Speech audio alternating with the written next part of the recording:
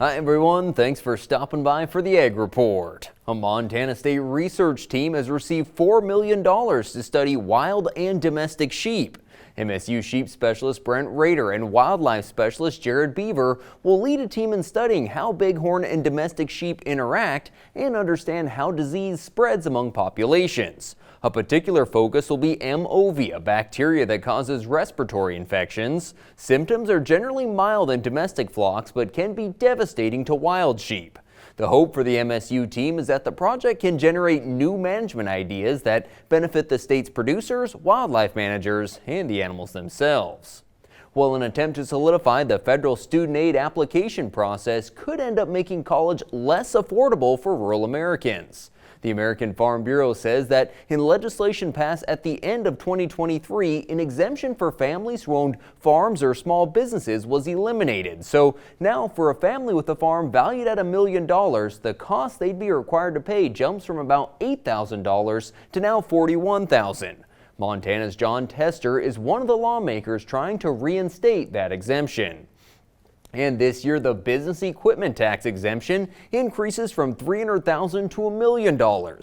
Businesses with less than $1 million market value of equipment are exempt from reporting unless the Department of Revenue asks you to do so. Businesses above that $1 million threshold have until March 1st to report. Thanks for joining us. We'll be back with your markets. We asked Montana farmer Walt Sales about the challenges of mental health in agriculture. Another drought. There always is. There's always going to be another something. I grew up in a generation of you pulled yourself up by your bootstraps.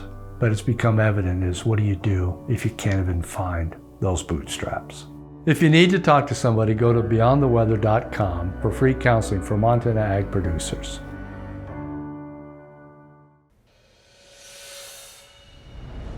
Thanks for joining us back here for the Ag Report. The last quarter of 2023 was a challenge for the feeder cattle complex as futures tumbled lower, putting more pressure on the cash market. Now, several factors affecting the market, such as a lack of heifer retention, increased feeder cattle imports, and weakness in the deferred live cattle futures. Moving forward, cyclically tightening supplies will be supportive to feeder values. The calf crop's going to be down another 2% in 2024, and costs of gain are down substantially from a year ago.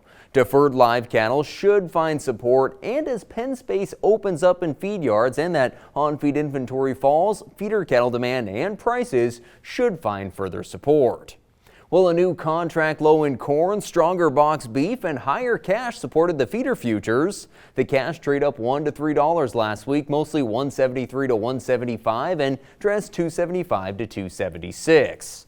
A stronger feeder market in Northern Livestock Video's Diamond Ring sale. Near-term delivery steers from 6 to 650 pounds sold $280 to $3 with a top at $324. 7-weight steers for March to May delivery from $263 to $277, top at $286. In Newell, we saw 70-pound lambs sell from $234 to $246 and 80 to 100-pounders $223 to $241.